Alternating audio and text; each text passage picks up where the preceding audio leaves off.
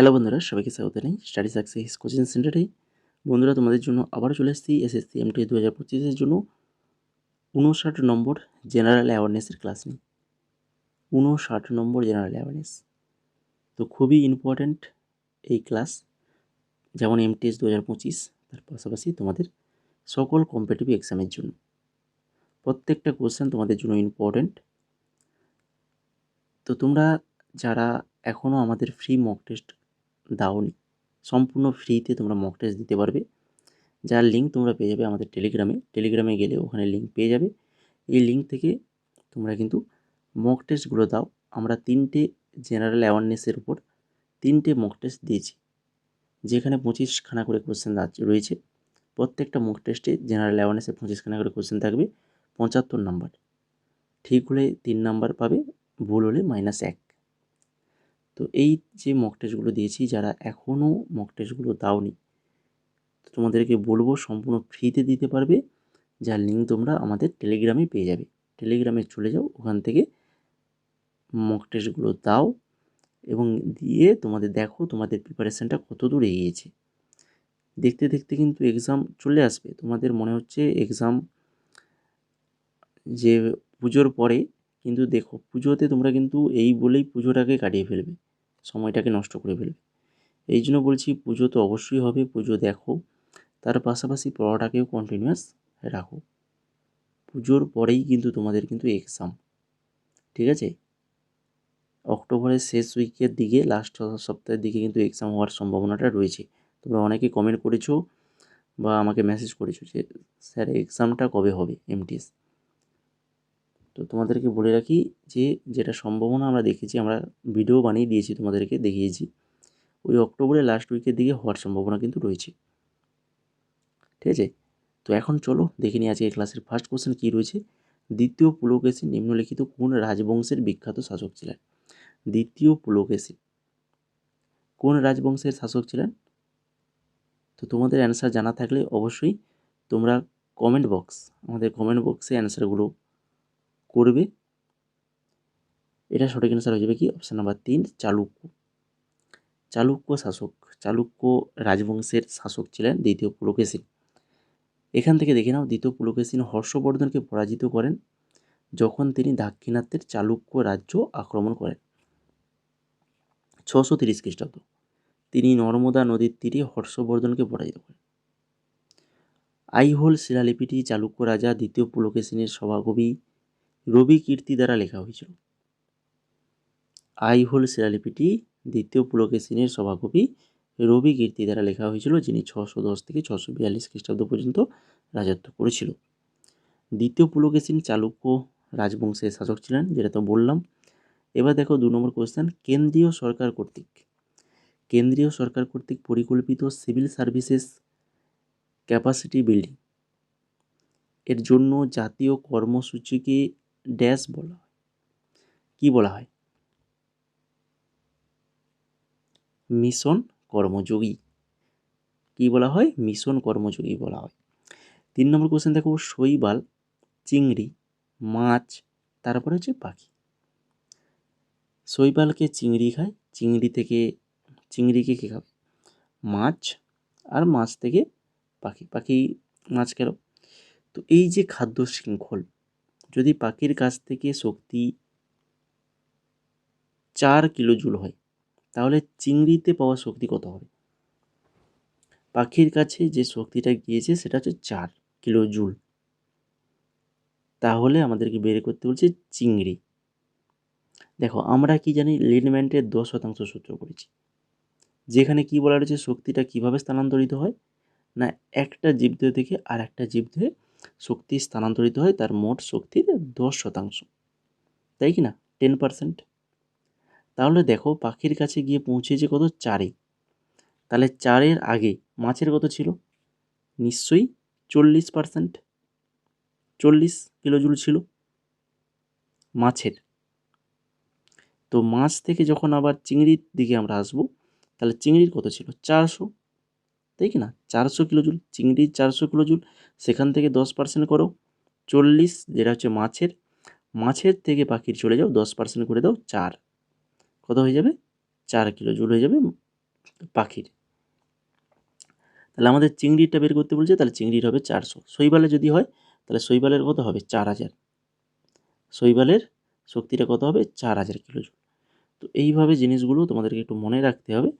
একটি খাদ্য শৃঙ্খলের শক্তি প্রবাহ একমুখী, এটাও মনে রাখো। একবার এটি পরবর্তী ট্রফিক স্তরে পৌঁছলে এটি আর কিন্তু ফিরে আসে না।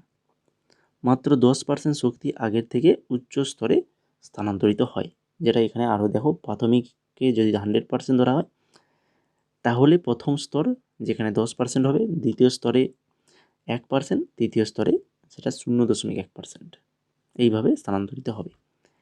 4 নম্বর কোশ্চেন দেখো, প্রথম ভারতীয় মহিলা নৃত্যশিল্পী যিনি সর্বোচ্চ পদ্ম পুরস্কার পদ্মবিভূষণ পেয়েছেন। প্রথম ভারতীয় মহিলা নৃত্যশিল্পী সর্বোচ্চ পদ্ম পুরস্কার পদ্মবিভূষণ পেয়েছেন, তিনি হচ্ছেন কি সোনাল মানসিংহ। খুবই ইম্পর্টেন্ট নাম, ভালো করে মনে রাখো, সোনাল মানসিংহ। সোনাল মানসিংহ যিনি ওড়িশি নৃত্যশৈলীর একজন বিখ্যাত বিশারদ। 5 নম্বর কোশ্চেন, রাষ্ট্রীয় নীতির নির্দেশমূলক নীতিগুলি দেশের শাসন ব্যবস্থায় মৌলিক বলে বিবেচিত হয়, কিন্তু সেগুলি কোনো আদালত দ্বারা প্রয়োগযোগ্য নয়। তো এই ধারণাটি কোন অনুচ্ছেদে উল্লেখ করা হয়েছে? কত নম্বর অনুচ্ছেদে রয়েছে? যে রাষ্ট্রীয় নীতির নির্দেশমূলক নীতিগুলি দেশের শাসন ব্যবস্থা মৌলিক বলে বিবেচিত হয়, কিন্তু সেগুলো কোনো আদালত দ্বারা প্রয়োগযোগ্য নয়। তো এটা বলা রয়েছে অনুচ্ছেদ 37 নম্বর অনুচ্ছেদে। রাষ্ট্রীয় নীতি নির্দেশমূলক নীতি ভারতের সামাজিক ও অর্থনৈতিক ন্যায় অর্জনের লক্ষ্যে সরকারের আইন প্রণয়নের জন্য নির্দেশিকা। সংবিধানের অংশ 4 পার্ট 4 অন্তর্গত অনুচ্ছেদ 36 থেকে 51 মধ্যে কিন্তু এই নির্দেশমূলক নীতিগুলি উল্লেখ করা হয়েছে। ভারতের সংবিধানে রাষ্ট্রীয় নীতি নির্দেশমূলক নীতিগুলি আয়ারল্যান্ডের সংবিধান থেকে ধার করা হয়েছে। ভারতের সংবিধানের 37 নম্বর অনুচ্ছেদে নির্দেশমূলক নীতির প্রয়োগ সম্পর্কে বলা রয়েছে। তাহলে প্রত্যেকটা তথ্য, এগুলো যতগুলো তথ্য দিলাম প্রত্যেকটাই কিন্তু ভেরি ভেরি ইম্পর্টেন্ট, তোমাদের মনে রাখতে হবে। এগুলো থেকে যে কোনো থেকেই কিন্তু তোমাদের এক্সামে কোশ্চেন চলে আসতে পারে। 6 নম্বর দেখো, আসামের বিশিষ্ট সঙ্গীতজ্ঞ শ্রেয়া ভট্টাচার্য নিচের কোন যন্ত্রটি বাজিয়েছেন? শ্রেয়া ভট্টাচার্য যে যন্ত্রটি বাজিয়েছেন সেটা হচ্ছে কি না, সেটা হচ্ছে তবলা। তিনি একজন তবলাবাদক। ভারতে 2011 সালের আদমশুমারি অনুসারে নিম্নলিখিত কোন কেন্দ্রশাসিত অঞ্চলের লিঙ্গ অনুপাত সবচেয়ে বেশি? কোন কেন্দ্রশাসিত অঞ্চলের লিঙ্গ অনুপাত সবচেয়ে বেশি? এটা বহুবার আমরা আলোচনা করেছি, তো আজকে বেশি ডিটেলস মানে আর এক্সট্রা ডিটেলস এখানে আমি দেবো না, কেন আগের ক্লাসগুলোতে গায়ে গায়ে আমরা এগুলো আলোচনা করে এসেছি। তো এটা সঠিক অ্যান্সার হবে এখানে পুদুচেরি হয়ে যাবে সঠিক অ্যান্সার। তো আগের ক্লাসগুলো দেখে নেবে, এখানে অনেক তথ্য আমরা আগে দিয়ে দিয়েছি এখানে। এবার দেখো 8 নম্বর, ওয়েটিং ফর এ ভিসা। খুবই ইম্পর্টেন্ট, গত বছর আমি বারবার বলে দিয়েছিলাম ইম্পর্টেন্ট এগুলো কিন্তু। তো সেই মতো কিন্তু 2024-এর এক্সামে কিন্তু এসছে। তো এটা হচ্ছে 20 পৃষ্ঠার আত্মজীবনী। তো কার আত্মজীবনী এটা? Waiting for visa, doctor Bhimrao আম্বেদকরের আত্মজীবনী। 1919 সালে জালিয়ানওয়ালাবাগের ঘটনা তদন্তের জন্য নিচের কোন কমিশন গঠন করা হয়েছিল? 1919 জালিয়ানওয়ালাবাগ হত্যাকাণ্ড গতকালই আলোচনা করলাম আগের ক্লাসে। তো এটা হচ্ছে হান্টার কমিশন গঠন করা হয়েছিল। ভাইসরয় লর্ড চেমসফোর্ডের আমলে জালিয়ানওয়ালাবাগ হত্যাকাণ্ড ঘটেছিল, যেটা সালটা মনে রাখো, আমরা যেটা গ্রুপ সিডির ক্লাসে আলোচনা করেছিলাম, এই যে 13ই এপ্রিল 1919 সালে জালিয়ানওয়ালাবাগে হত্যাকাণ্ডটা হয়েছিল পাঞ্জাব প্রদেশের অমৃতসরে। জালিয়ানওয়ালাবাগ হত্যাকাণ্ডের দায়ভার কিন্তু ব্রিটিশ সেনাপতি জেনারেল ডায়ারের উপর কিন্তু ছিল।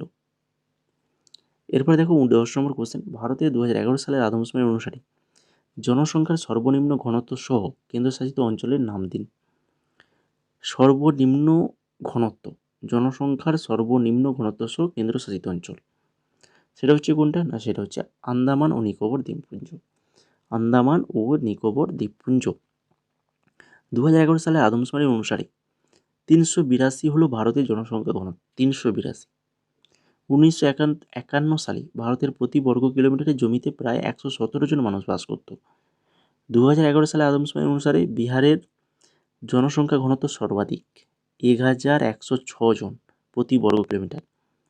তারপর রয়েছে আমাদের পশ্চিমবঙ্গ, প্রতি বর্গ কিলোমিটারে 1028 জন। 2011 সালে আদমশুমারি অনুসারে ভারতের সবচেয়ে কম জনসংখ্যা ঘনত্বের কেন্দ্রশাসিত অঞ্চল হচ্ছে ওই আন্দামান নিকোবর দ্বীপপুঞ্জ, যেখানে প্রতি বর্গ কিলোমিটারে কত 46 জন লোকের ঘনত্ব রয়েছে। বুঝে গেল? নোটস, এক্সট্রা নোটসগুলো কিন্তু ভেরি ভেরি ইম্পর্টেন্ট। বারবার বলছি, তোমরা যারা আমাদের নোটসগুলো পারচেজ করেছো, তোমরা ভালো করে নোটসগুলো, এক্সট্রা নোটসগুলো পড়ো। যারা আমাদের টেলিগ্রামে জয়েন করোনি, টেলিগ্রামে জয়েন করে যাও। ওখানে কিন্তু আমরা তোমাদের সমস্ত এক্সাম রিলেটেড, নতুন নতুন জব রিলেটেড আপডেট কিন্তু পেয়ে যাবে। গ্রুপ সিডির আমার ক্লাস চলছে, তার পিডিএফগুলো কিন্তু আমাদের ওই টেলিগ্রামে পেয়ে যাবে। আমাদের যে মক টেস্ট হচ্ছে, এমটিএসের জন্য মক টেস্ট, জেনারেল অ্যাওয়ারনেসের 3খানা মক টেস্ট কিন্তু আমরা ইতিমধ্যে আপলোড করে দিয়েছি। যারা মক টেস্টগুলো দাওনি, অবশ্যই বলবো টেলিগ্রামে যাও, লিঙ্ক থেকে ক্লিক করে মক টেস্টগুলো দিয়ে আসো। আর বর্তমানে আমাদের এই যে পিডিএফগুলো অ্যাভেলেবল রয়েছে, যদি তোমরা কেউ নিতে চাও, স্ক্রিনে দেখতে পাচ্ছ এমটিএসের কতগুলো পিডিএফ। যেটা নিতে চাইবে তার প্রাইস কিন্তু সাইডে লেখা রয়েছে।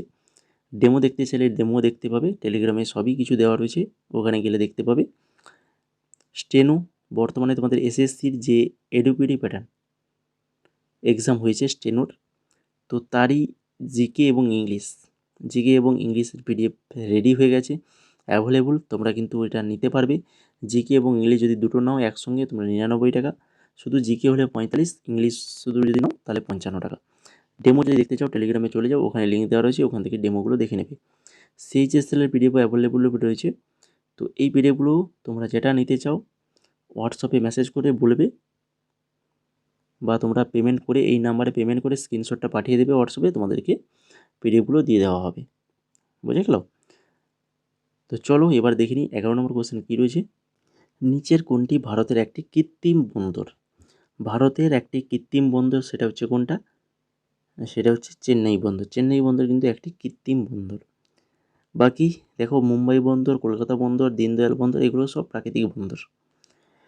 মাইকেল পাহাড়ে নিচের কোন খনিজ পদার্থ জমা হয়? মাইকেল পাহাড় যে খনিজ পদার্থটা জমা হয় সেটা হচ্ছে কি না, সেটা হচ্ছে বক্সাইট জমা হয়। নিচের কোনটি বৃহত্তম বিচ্ছিন্ন একক কোষের রয়েছে?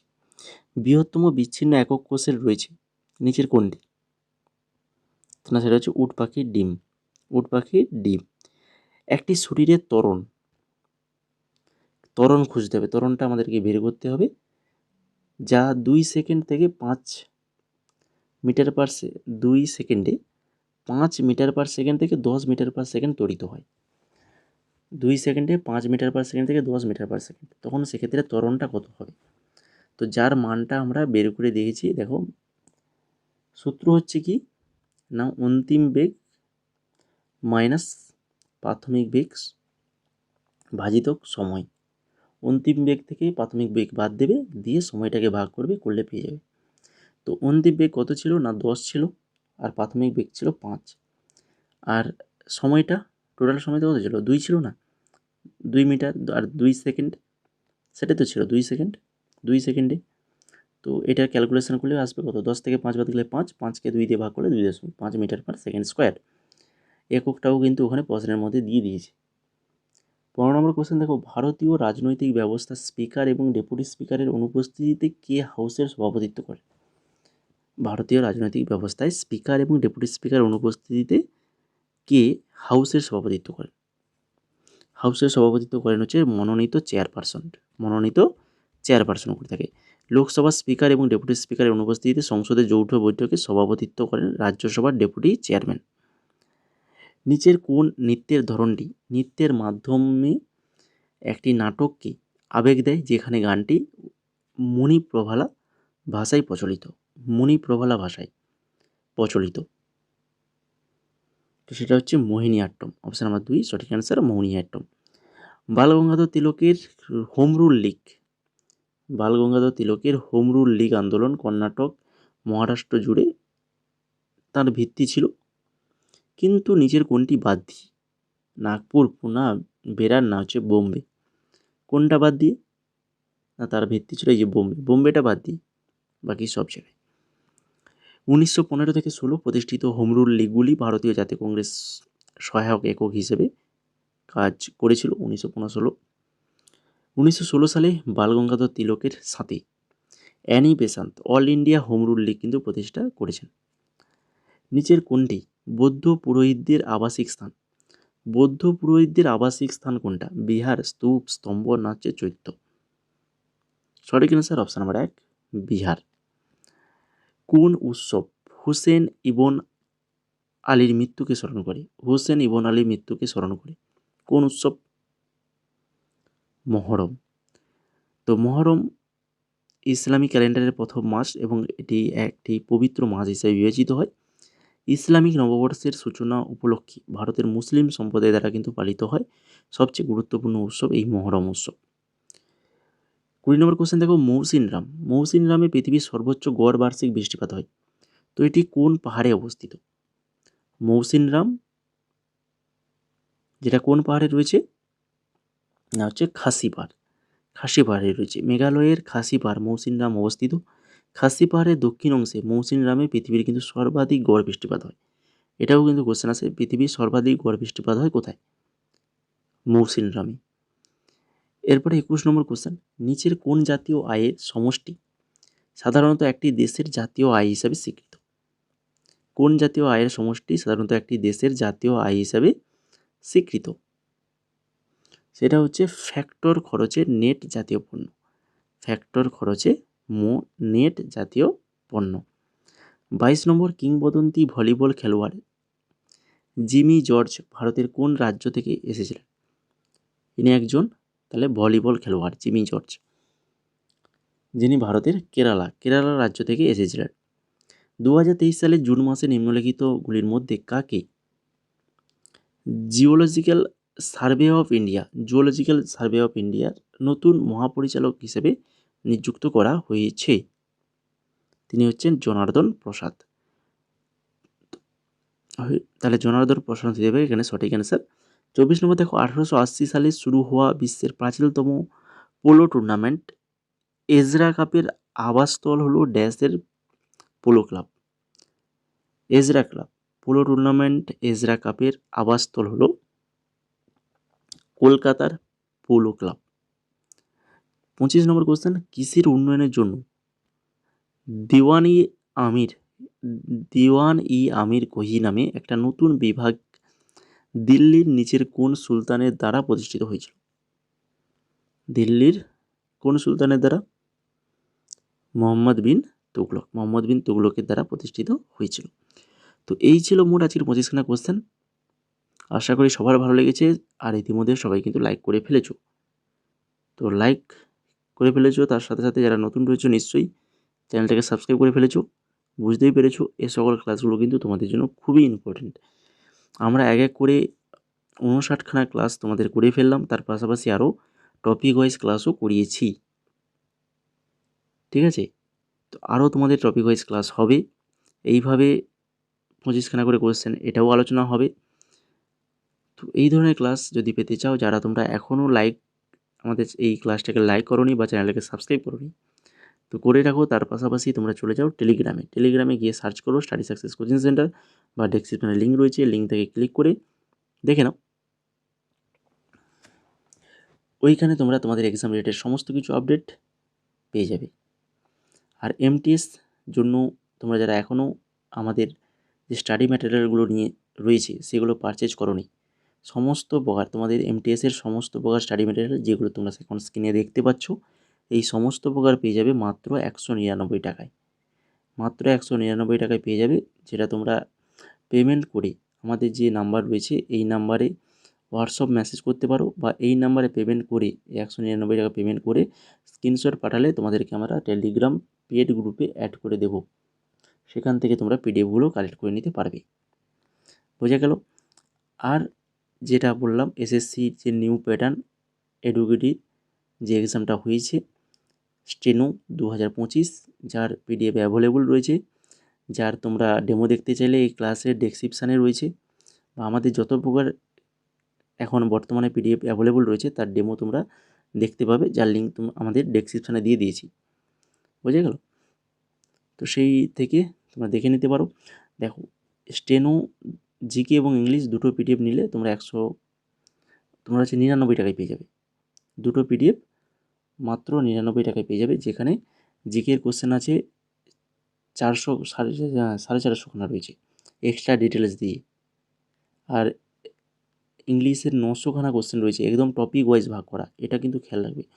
প্রত্যেকটা টপিক ওয়াইজ ভাগ করা এবং এক্সট্রা ডিটেল, ইংলিশেও কিন্তু এক্সট্রা ডিটেলস দিয়ে পিডিএফটা বানানো হয়েছে, যেটা তোমরা ডেমো দেখলেই বুঝতে পারবে। ডেমো দেখো না, ডেসক্রিপশনে লিঙ্ক রয়েছে, ডেমো দেখো, যদি পছন্দ হয় তাহলে তোমরা পেমেন্ট করবে। বুঝে গেল? এই যে আমাদের নাম্বার রয়েছে, এই নাম্বারে তোমরা পেমেন্ট করো, করে স্ক্রিনশট পাঠিয়ে দিলে হোয়াটসঅ্যাপে তোমাদেরকে পিডিএফগুলো দিয়ে দেওয়া হবে। বুঝে গেল? তো ডেমোগুলো চেক করো, যদি ভালো লাগে, তোমাদের যেটা ভালো লাগবে সেটা তোমরা মেসেজ করে বলতে পারো, পেমেন্ট করে স্ক্রিনশট পাঠিয়ে দিলে তোমাদেরকে পিডিএফগুলো দিয়ে দেওয়া হবে, যেটা খুশি করতে পারো। বুঝে গেল?